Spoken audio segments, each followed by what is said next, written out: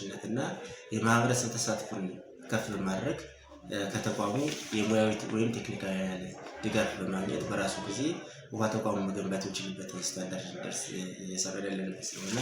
እሱንን ሁሉም ማህበረሰብ በትኩረት አድርጎ እንዲደግፈን ነው የምንፈልገው። ይህን ስንል ምንድነው በዚህ ዓመት ላይ እንደተሞክሮ የወሰድናቸው ወደ 6 የሚሆኑ ውሃ ተቋሞች አሉ።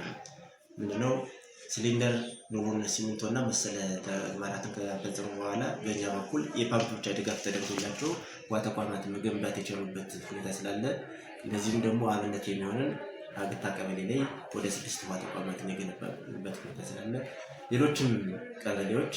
ይህንን ተሞክሮ ወስደው በራሳቸው እንትን ላይ የማህበረሰብን ተሳትፎ ከፍ በማድረግ ውሃ ተቋማትን መገንባት ይቻላልና በቀላሉ ውሃ ተቋማት ተጠቃሚ ማድረግ የሚቻል የአየር ሁኔታ ስለሆነ የተሞክሮ ለቀጣይ ዓመትም መስፋት አለበት።